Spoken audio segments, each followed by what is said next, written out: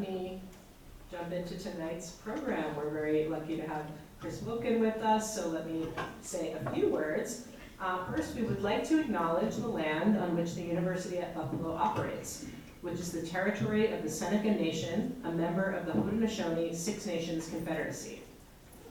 This territory is covered by the Dish with One Spoon Treaty of Peace and Friendship, a pledge to peaceably share and care for the resources around the Great Lakes.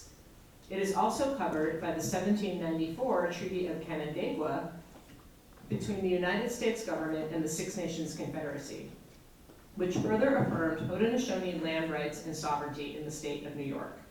Today, this region is still the home to the Haudenosaunee people, and we are grateful for the opportunity to live, work, and share ideas in this territory. So for tonight, another piece of sad news. My wonderful colleague, Matt Kenyon, in Art and Technology, was supposed to be joining us to introduce Chris, since they are friends and colleagues, but he is ill, so he could not be here. So you can pretend that I am Matt. I am going to be reading his words tonight. So this is the words of Matt Kenyon and not myself, but it's a lovely introduction. So turning it over to Matt. I am now Matt. It is a real pleasure to introduce Chris Woebken for tonight's speaker series. Chris Woebken operates like a quiet force, shaping how we think about the future, not as some distant horizon, but as something we're already creating. He's a designer, yes, but more importantly, a visionary who uses his Brooklyn-based Chris Woebken Studio to reimagine the intersections of technology, ecology, and society. From his projects, you don't just get speculative ideas, you get real, tactile solutions that empower communities to take control of the future they want to see. Both Chris and I were TED Fellows and commissioned by Fine Acts, an art and activism group founded by senior TED leaders, and TED Countdown, a global initiative to address the climate crisis. Chris's involvement in these efforts underscores his commitment to not only dreaming up futures, but pulling them into the present. His work can be found in prestigious collections like MoMA and the Nevada Museum of Art, where his designs challenge people to take an active role in shaping tomorrow. With teaching experience that spans RISD, MIT, Parsons, and New York City public schools, Chris effortlessly moves between academic theory and hands-on practice. His projects, whether involving New York City's public infrastructure or experimental workshops, always invite people to ask, what if? And then to start building those possibilities today. In Chris's world, the future isn't just something we speculate about. It's something we're actively making right now. So please join me in welcoming Chris Woebken.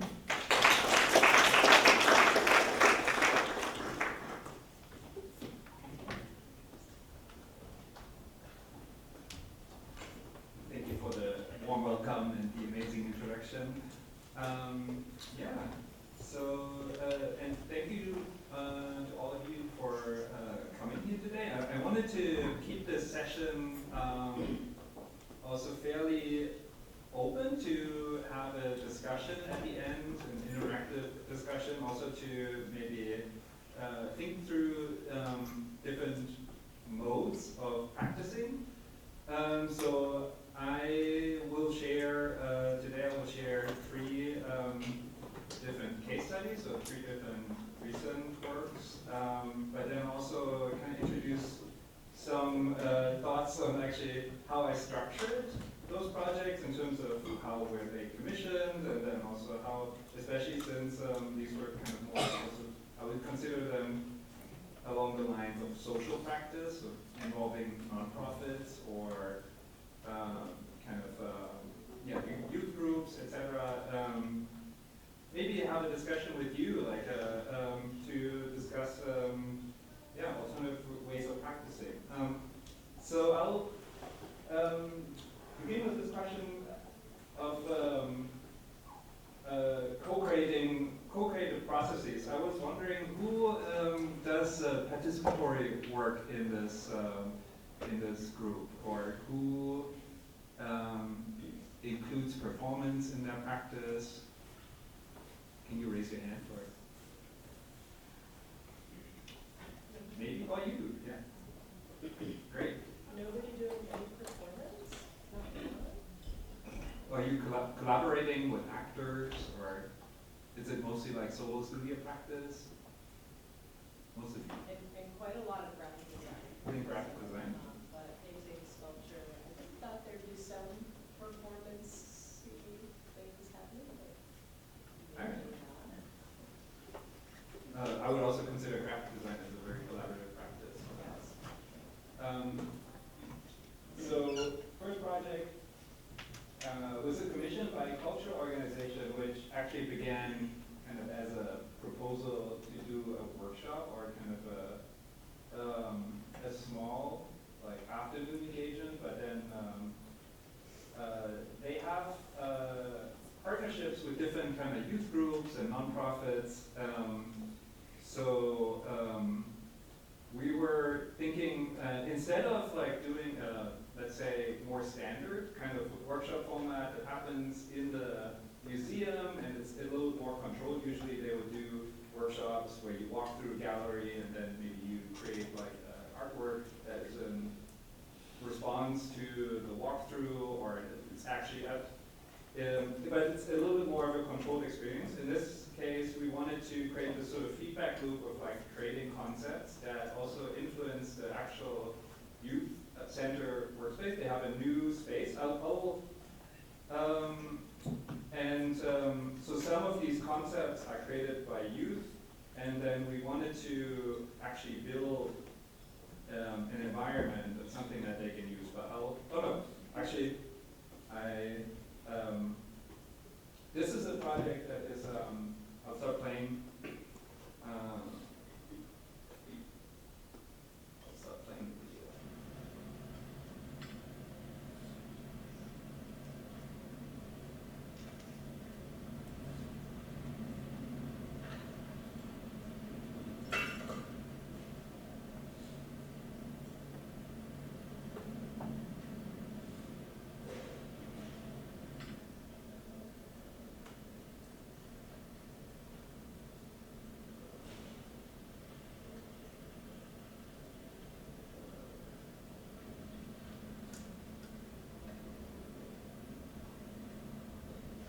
So in this project, we started to imagine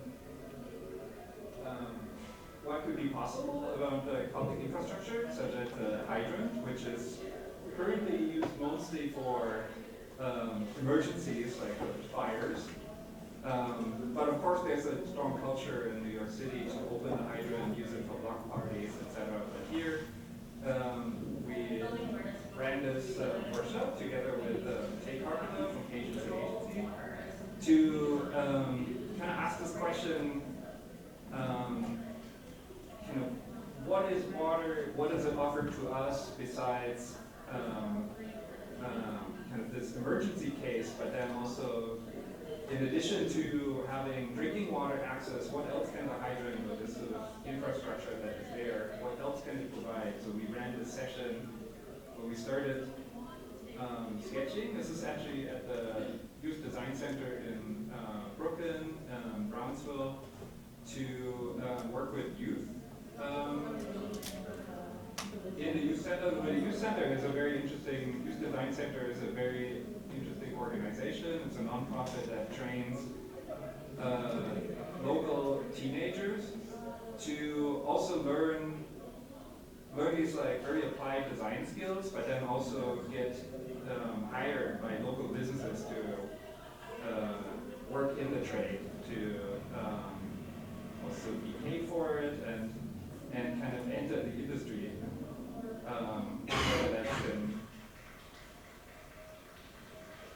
So here, in this workshop, they created a range of proposals. I'll jump to the next slide.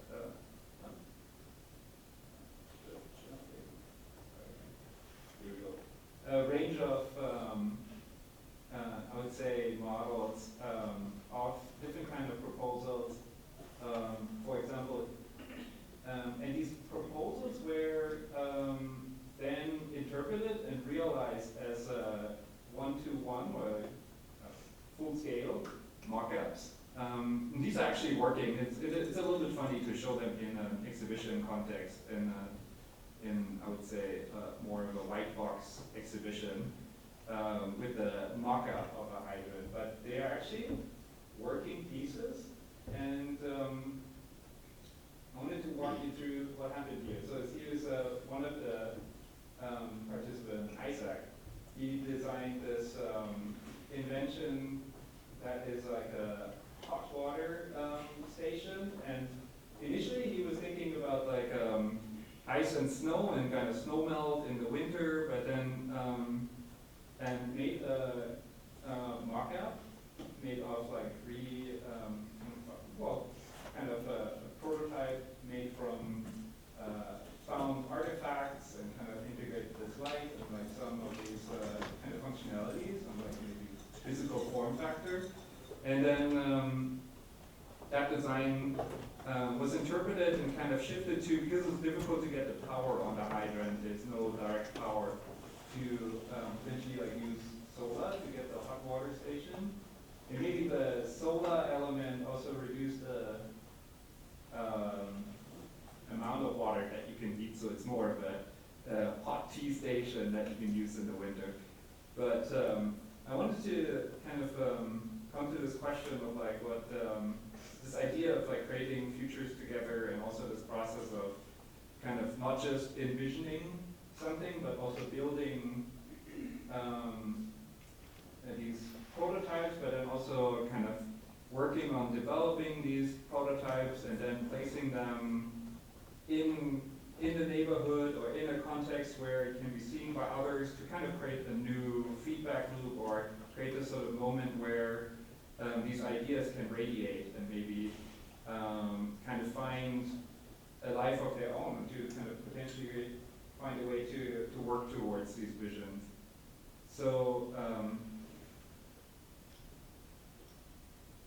and this is what I started to talk about in the beginning. This is actually the installation that is a similar model. So it's a commission by a cultural organization, and then there was free program provided to a youth center and like a nonprofit. And then there was funding provided by the cultural organization to realize the work as a permanent installation. So I'll play another video introduction by one of the workshop participants and designers. This is a place for people of queer or trans experience to actually feel home. They provide housing services, they provide mental health, just whatever you need. So people are coming here to get off of the streets or wherever they're coming from. As me being a client here, they moved me up to become a creative arts intern. So I started to see they were looking for a center in a salon, and they made a list of things of what makes you happy, what makes you sense things. It was like a team building situation for the project. We were able to create a layout of a sensory room.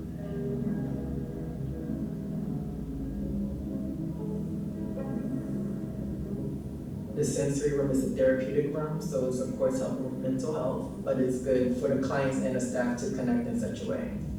To come into this space and like have a calm sensory room, just to be able to lay out, get something for yourself to calm down. It's very important to be able to go into a setting for them to just come into groove with themselves, just to reflect. It's a space for growth. The panels up here is like galaxy. So it's like, say, a nighttime in a forest, you know. I feel like I travel into a mist of something. Not only does it make your psyche unwind, but you feel intertwined with this space of just calmness. I'm glad I was able to talk to Tay and Chris. I was very excited just to be able to engage with them in such a way. Agency, they end up telling me, hey, if you'd like to create the affirmation board for the hair salons, and I was like, ooh, this would be nice, make the clients feel good, make them feel alive. The hair salon is like, it's a queer space, queer liberation, so people having fun in here, people doing what they gotta do, listening to their music, getting cute for themselves. The value that it offers in the Ali Forney Center is for people to actually have treatment for their hair, because a lot of people don't have access to get the products, maybe a hair blow dryer, to even wash their hair or clean their hair. Not only is this considered safety, but it's considered a sense of liberation for them to feel home, just feeling like we got each other. This is community, this is us. The importance of MoMA teaming up with Ali Forney Center just to be able to do this with agency to agency was something that people did not see that was so important. But now that I look at it, now it's open, it's able to reach a numerous amount of clients that come here. So it's really cool. It's a really cool experience to just be in there and to feel like you.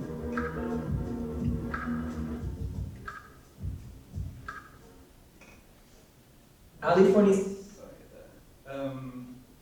All right, so in the beginning of the project, this was a follow-up to the hydrant piece, which was an architecture show. And then this was so MoMA has these partners, different kind of nonprofits, and as I mentioned, we have the Ali Forney Center is one of their longtime clients, and they usually have worked with the education department to run these workshop programmings, which usually mostly just happen within MoMA, and then maybe within the galleries and the workshop spaces, but they're more traditional. So this time they were very interested in kind of trying a different format, and also since Ali Forney moved to a new location, they're thinking, well, let's design something with the clients at Ali Forney Center to design this sort of co-create these spaces that they can use, and so it's also very different from an exhibition. It's just like it's used like 24/7, and also it's something that's permanent. So these spaces are former office spaces in Midtown. Maybe there's not as much like direct sunlight, but their location is like very well located, or centrally located, I would say. It is a little bit of a crazy area because this is nearby Times Square. But so yeah, there were these two rooms. They are former cubicles, which are kind of challenging as like a kind of to design an environment or kind of to transform. So,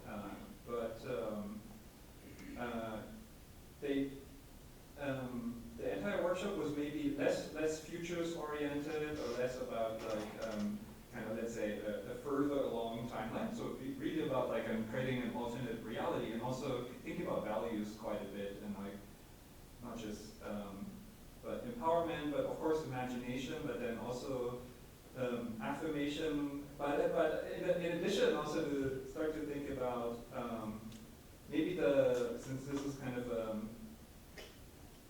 safe space for queer, homeless, LGBTQ homeless population, it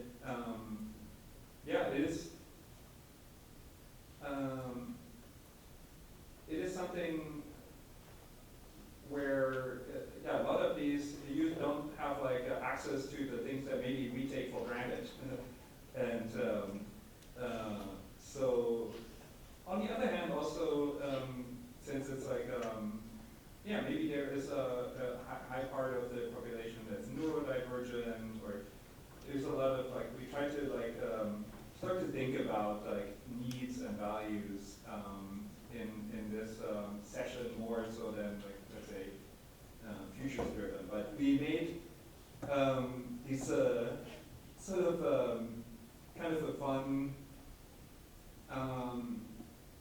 kind of I would think about this as a questionnaire or like but also kind of a values forming exercise, and then we try to like collect everyone's thoughts around like from brown noise to like resting and breathing, self-care and affirmation. But of course, if you think about if you don't have like a permanent like room for yourself, and especially like then these things can be very important.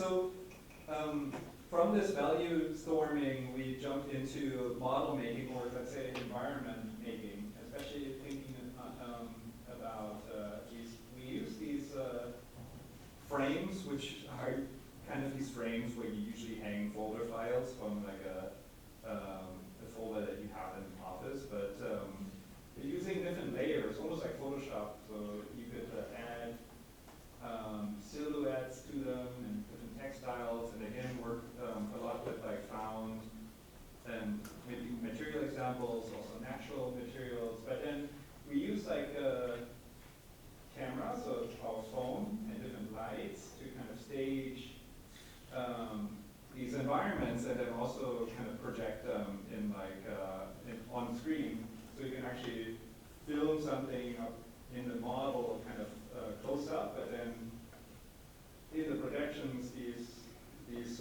environments feel they're almost like one-to-one, so real life scale. So been experimenting with that and trying to, as you can see here, kind of work with these layers and different textures and elements. So this is one of these environments. It's very nature and focused, and has kind of different ideas about sound also, and it's kind of the sensory room, one of the approaches to it. And then here's more of another sensory room, that's the sun room, is more kind of joyful and kind of bright version of it. And then also sensory, this salon environment, because like the care and like hygiene, and especially like care for the hair, was something that spoke to a lot of the clients, and yeah, wanting to have access to that, but I'm also wanting to be able to share, and not just share different care routines for like using different products or care routines, but then also kind of sharing affirmation and kind of being able to.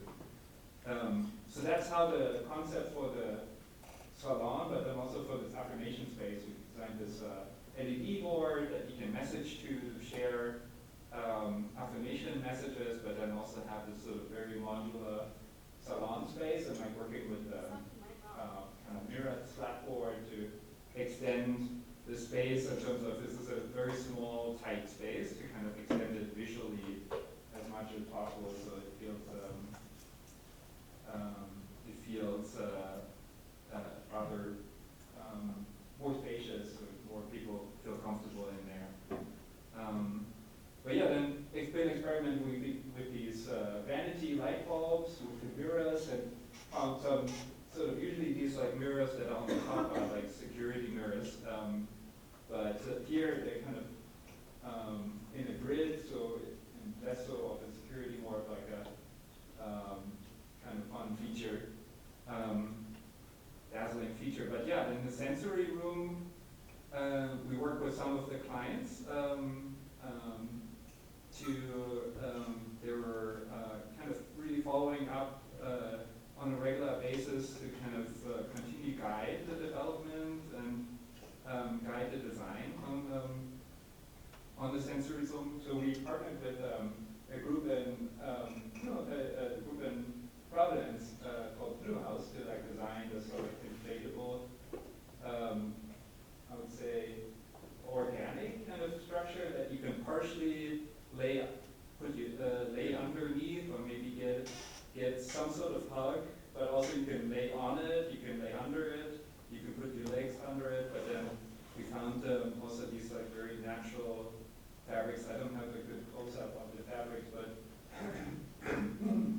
yeah, imagine the fabric looking, this is like a grayish fabric, but then on the floor, as you can see there on the bottom, it is very kind of lichen or felty, mossy fabric in terms of the weaving, so it has an interesting texture, but then also this sort of foresty feeling. And then worked quite a bit with these ball bead kind of curtains, but they're actually kind of nice and satisfying to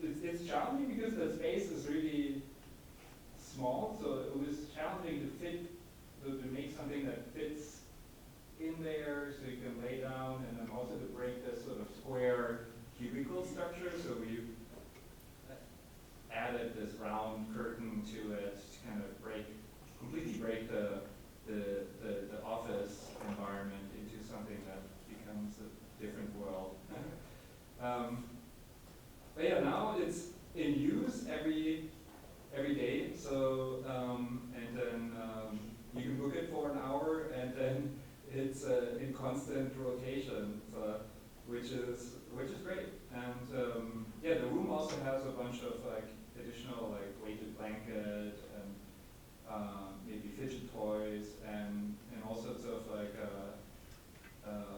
chargers and all sorts of things that you might need to like first of all rest, but then also calm down from coming out from outside in the crazy New York City, especially if you don't necessarily have a permanent place to go. Like this is like a place where you can hopefully recharge or also kind of reset your mental state to recharge energy for the next day or the or the rest of the day. But yeah, so this idea, I've been originally trained as an interaction designer, and then I went to a school in London at the Royal College of Art to explore how to push interaction design into working with kind of this sort of technology and critical design engagement, but then also working in fields such as like ecology or synthetic biology, kind of working very collaboratively with different disciplines. But then also I thought it was very important to kind of bring this sort of design discourse into spaces where it's not so common, and also maybe where maybe communities that don't necessarily have access to this work, or maybe so here is another model that was from 2021 with a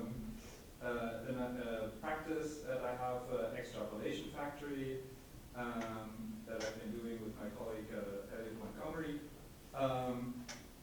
But here we found like a corporate partner. This time it's not a museum commission, but a corporate partner to kind of make this proposal to support free program, again with youth centers, all the works of partnership with youth centers that I've been showing. This is also the last different projects within the last 3 years. I've been focusing to show those today. But here, it was like also a little bit still in the midst of COVID 2021. So I guess we had vaccines, but still a lot was done remotely or on Zoom. So this was a project in Rockford and Chicago.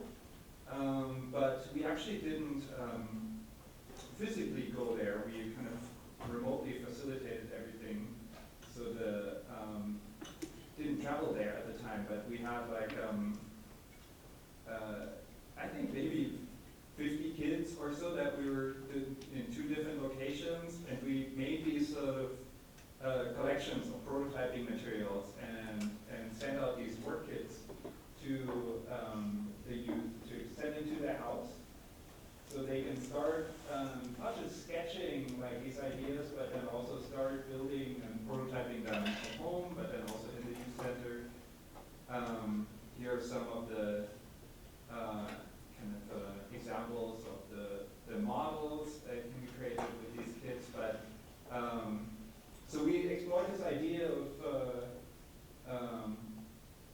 climate futures, so especially also like focusing on the neighborhood. So as you can see with the hydrants, we were very focused on like neighborhood and infrastructure, and then with the youth center and the sort of community space that was also very local infrastructure and local resource oriented, or let's say like common public goods type of common goods. Or, but yeah, sort of thinking about the commons. And here kids are also thinking about their neighborhood, the commons in their neighborhood, and like what kind of interventions would they could they envision that might be opportunities for maybe repurposing existing infrastructure or changing it, changing existing infrastructure, so I want to show these are some of the models, and these are like on Zoom, captured on Zoom, but actually we took these sketches and interpreted them as like full-scale interpretation and sent them to a photographer. So here are the prototypes that we made. They were 3D printed and so on, but they come to life when you photograph them in place. So we work with the photographer to document those in Chicago, in that neighborhood, and in Rockford, where nearby the youth center where the kids kind of develop those proposals. So they're really kind of, I would say, more embedded and more authentic than, let's say, documenting. I live in Brooklyn, and then of course it's possible to document these in New York, but then you would have different details and different, it's a different aesthetic and different, it's probably more powerful to like document them locally. So here's some of the, I showed like some of this process. This is kind of messy, but this is the sketch or the sort of story development that we went through with the youth. Here they were interested, for example, in the signal and this kind of starting point of like more air pollution in the world, and then this is what's called a futures wheel, but it's sort of this divergent kind of creative process where you start at an event or signal or maybe an observation that you see, and you kind of start thinking about the implications. What if, and this is a what if type of exercise where you can also allow yourself to go in all sorts of direction and diverge, and then maybe there's some of these like directions that's actually very fruitful, and maybe that's something that you want to hone in and develop further. So here, we focus on, or the group decided to focus on these like boats to clean the water, and so we made like a prototype of kind of some of these cleaning drones that could swim in the water and like see how they could look like. This is a from this like small scale model and markup and sketch and concept to something that is a prop, that is a design prop. Of course, that is actually a non-working prop, so it's something that we kind of designed and took like parts that we found in gardening stores or maybe 99-cent stores, or like the found objects and connected with 3D printed elements and sort of made into, I would say, more of a design fiction kind of prop, photo prop. And then these scenes, they're very familiar to those kids. So they know this river, they know that bridge. So that's it's an interesting mental leap to like see the sketch and then kind of make a small model and then work with a design group to kind of help to scale them, and then photography. Like there's a sort of the storytelling becoming more and more real, from idea to kind of communicating this idea as something that's no longer maybe a kind of suspension of disbelief where you feel like, no, it's actually at the verge of no longer just being an idea. It's like becoming more and more real. It's actually a prototype now. So here, starting down with like sort of this tree loss, cutting down trees, and kind of branching out in all sorts of directions. But they were very interested in the sort of idea of like carbon capture with like artificial or augmented trees, like partially synthetic trees. So the synthetic trees became this 3D printed like carbon scrubbing add-on to the trees. We still have to figure out how that technology works, that the trees can kind of sync. Like, but yeah, here's the mock-up, and like also it has a display with how many tons of carbon were sunk. But this is another example. It's also starting with cutting down trees, but here they went into the direction of air filters. So as the second prototype from that group. So there's sort of wearable air filters that can be, this is two of the used from that center and wearing that scrubber. But yeah. And another one that's focusing on portable on-the-go charging stations. So this is one of my favorites actually, because you can put in your banana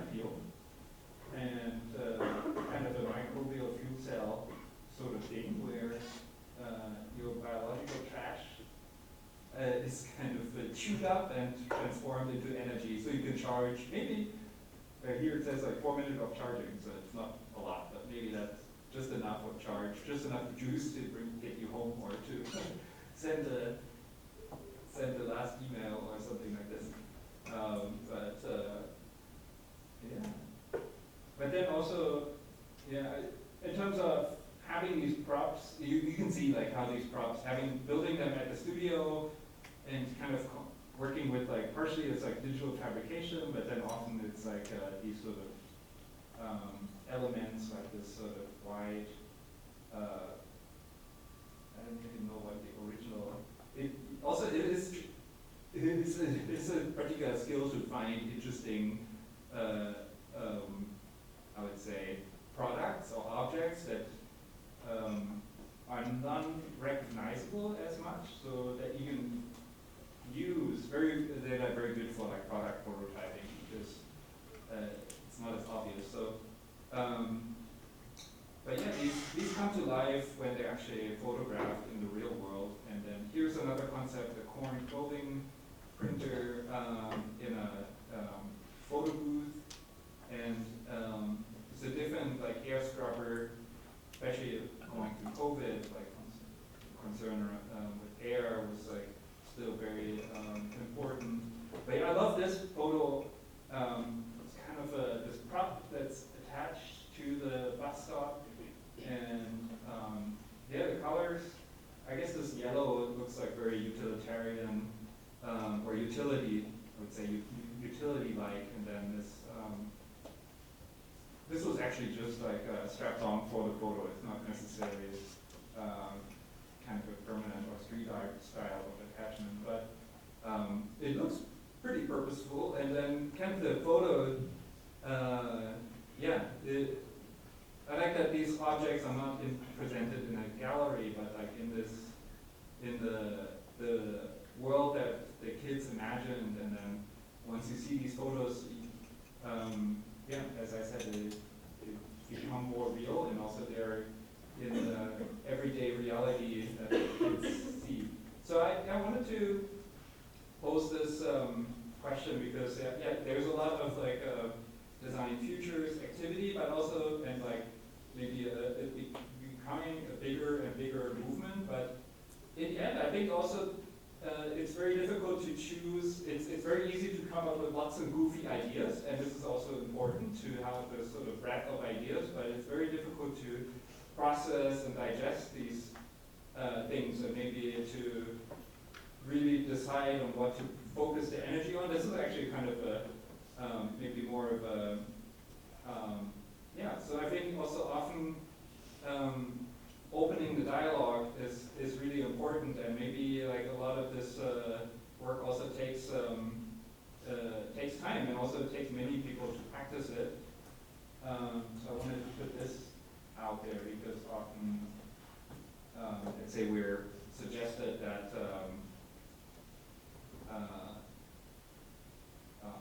yeah, I want to kind of counter this idea that maybe industry is trying to suggest that particular futures are dominated by particular visionaries in the industry, but everyone can actually have this sort of capacity to kind of build these visions and communicate them, so we can have tons of visions. It is difficult though, and like it takes time to really kind of negotiate what you want to focus on in terms of the energy, and how do you decide on like kind of building futures or moving towards these futures together. I mean, that's a very democratic process, and maybe it actually takes time, but also the part of like the envisioning is part of it. So I want to move to leave time for Q&A, and also to maybe start to think with you about different kind of models, or maybe if you have questions about practice, maybe suggestions. That'd be great to hear from you.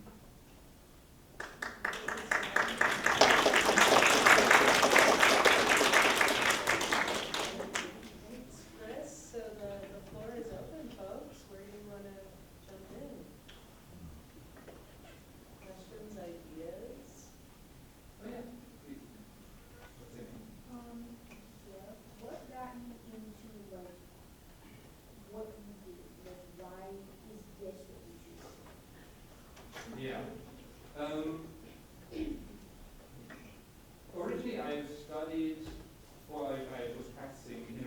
design working for a big tech company.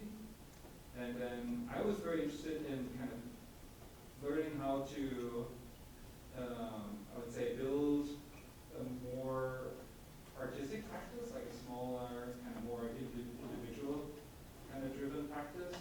Since I started to, I knew how to work for like a 5,000 people company, and it's great to work in like a big, but also ultimately there's constraints, and I had like mentors also within. My manager also was trying to nudge me. It's like, you should really consider doing, going back to art school and doing MFA, and you can always come back if you want.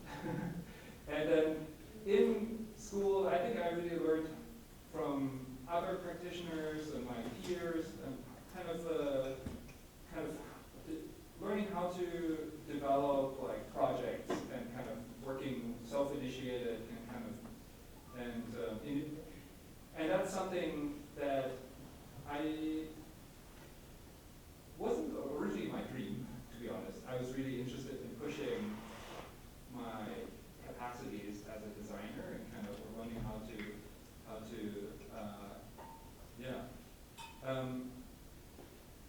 then the focus of, I think in the beginning, graduating from school, I was exposed to like, let's say more of the exhibition culture and maybe showing in galleries and like being part of the academic sphere, which is kind of a natural fit to like get out of school, and then of course maybe you do shows in galleries, but then also you get invited to teach or maybe give talks, lectures, maybe apply for grants. But I really thought there's a value in this idea of kind of making this type of process or design process, experimental design, design futures, like kind of having more fluency and more of a less elitist maybe approach to it, or like think about like how can you integrate it and do it as a conversation that happens with people that are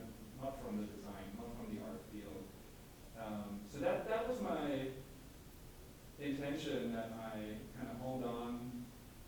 That's when I founded this practice, the Extrapolation Factory, a studio, kind of a research brand. But on the other hand, I've been always also working with very collaboratively with other artists and architects on shows and commissions.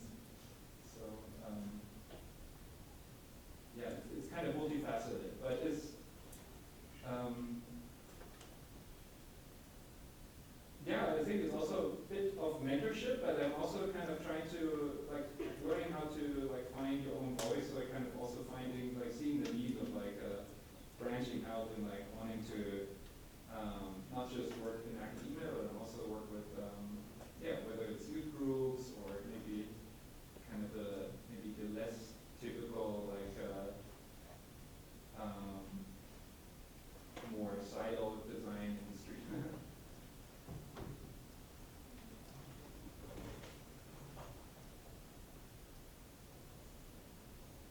But yeah. You said you had, I think, a background in synthetic biology. Could you talk much about that? Oh, yeah. I have an interest in synthetic biology. I've been taking courses at kind of DIY bio spaces, particularly like GenSpace and Woebken. But yeah, I have a fascination for biology and ecology and for understanding it. But I have it's very difficult for me to like do the engineering part. So even when and also often like synthetic biology requires like some extent you can do lab experiments very DIY, but also it does require like sterile environment or lab environment, which is really helpful in guidance from experts. So it's yeah, but I think it's a fascinating field in terms of as a designer to get into, not just and also today is I think very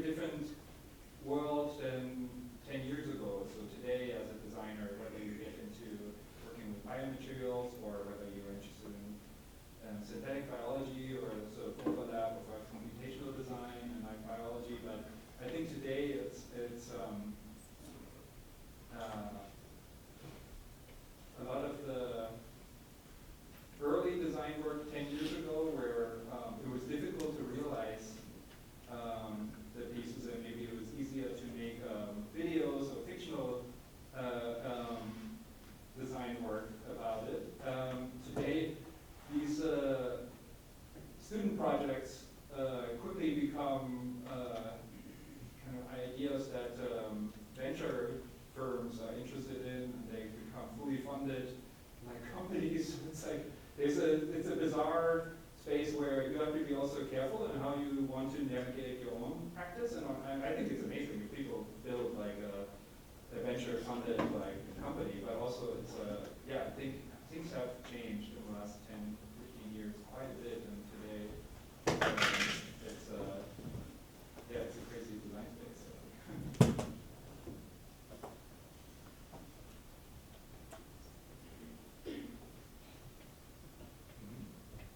Oh yeah, please. Are you still adding on to the studio? Adding on, what do you mean? Like, are you still like adding like parts of the studio that people could go to and interact with? Oh, to the community space at the Ali Forney Center? Yes. Yeah, yeah.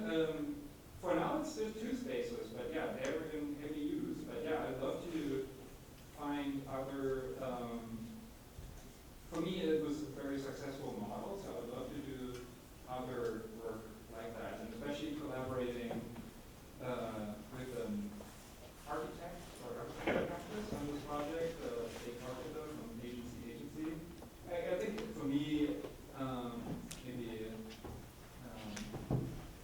I'll consider myself like a fine art designer, but it was very satisfying and also quite a challenge to not just build, let's say, an exhibition format with like objects, but like something that's actually really functional and something that's in use every day. And like also, it's really challenging to build environments.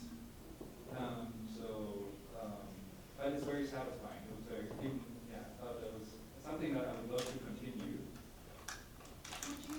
Would you guys consider like adding like a clothing drive to that like exhibit? Yeah, I don't think of it as an exhibit. It's really like a usable, like it's a very like usable space. Yeah. Like after I said it, I was like. Yeah, I think there's so much more that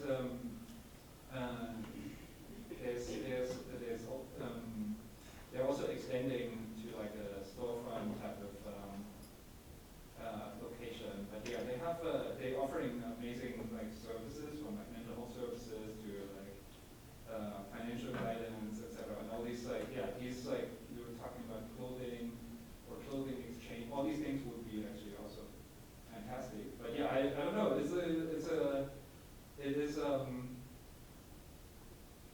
It is also difficult in New York to kind of find funding to like provide like these resources and like the space for these things. But so far, Ali Forney has been very successful, and they grew quite a bit over the last decades, and they've been really developing something that I wasn't aware before. So I got introduced to MoMA to it, and then really I started to appreciate like kind of that that this is actually a resource that's available, because there's a lot of people in need, and then it's like a place where you can go that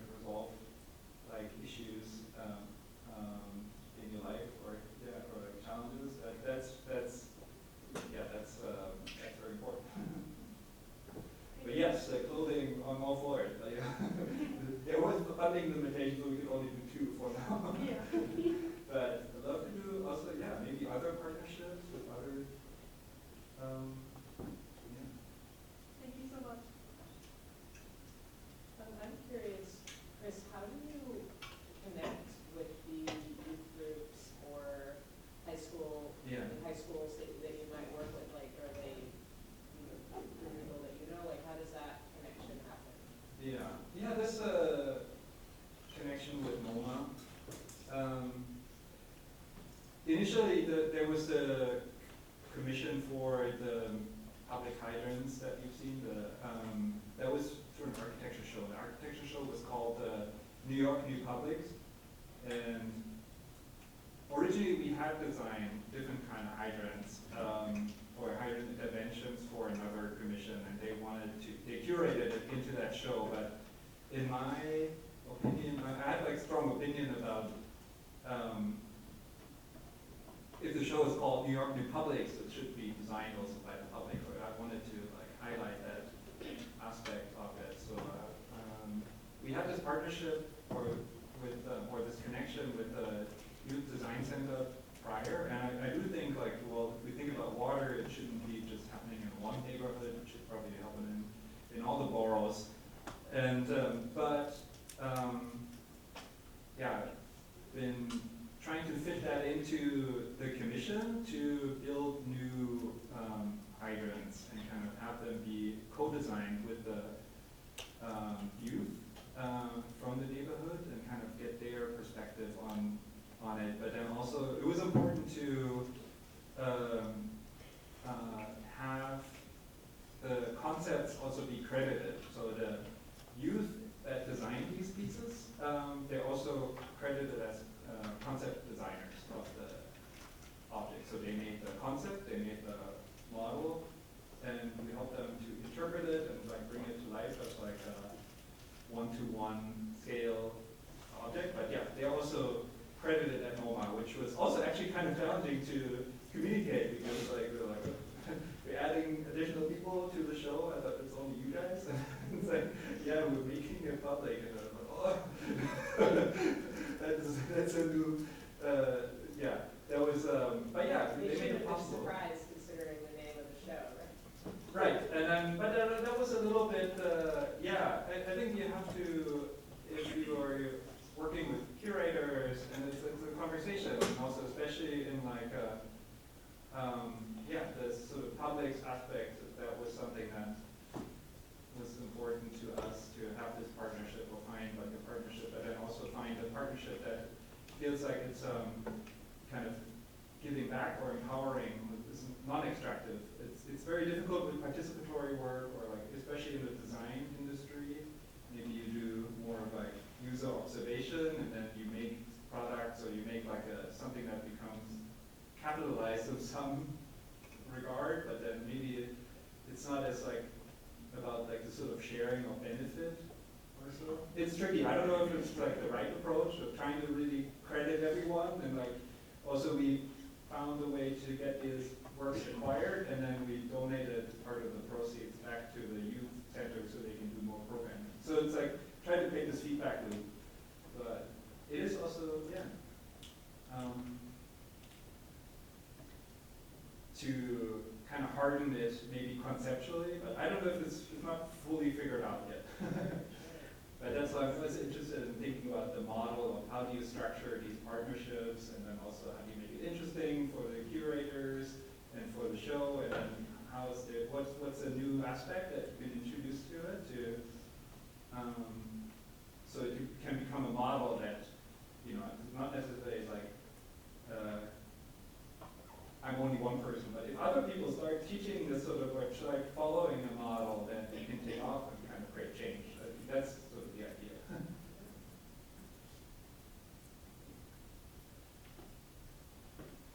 Any wild ideas or visions you want to throw out to Chris in line with some of the things that he's brought into the world? Or other questions?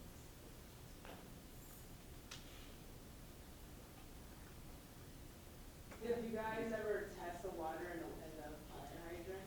See if it's actually drinkable? Yeah, that's actually, yeah, very good question. I don't know about Buffalo, and the fire hydrant is here, so I don't want to make general recommendations, but yeah, New York City, the water from the hydrant is coming from the same pipes as the drinking water that you have at your house. So the only difference is that the hydrant itself is like maybe it's like cast iron and sitting there.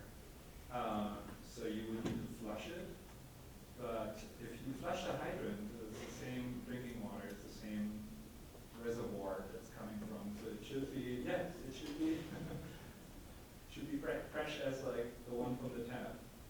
But yeah, every city has a different system, so I don't want to generalize, like recommend like fire hydrant water is good everywhere. So that is true. New York City it is. So, but then I think the scale made it was quite interesting to us. Every block has multiple hydrants. So New York City has a huge like grid, and then yeah, if you would imagine maybe with every second hydrant would be notified, you would have very different access to drinking water available on the street. I think that would make a huge difference, but then also maybe there's much more that we can offer. So there were other concepts that we're thinking about: hygiene, about like cooling and play and so on. But also, yeah, I think in general, it's interesting to think about like the world around us and infrastructure and yeah, maybe start to challenge of like these things. They have like a very serious like application, or like they exist for a very serious reason, for like emergency or but maybe they can have dual use, or there's a way to like use these spaces or in ways that are more creative. So probably the actual fire hydrant, maybe these attachments aren't that practical, but you could potentially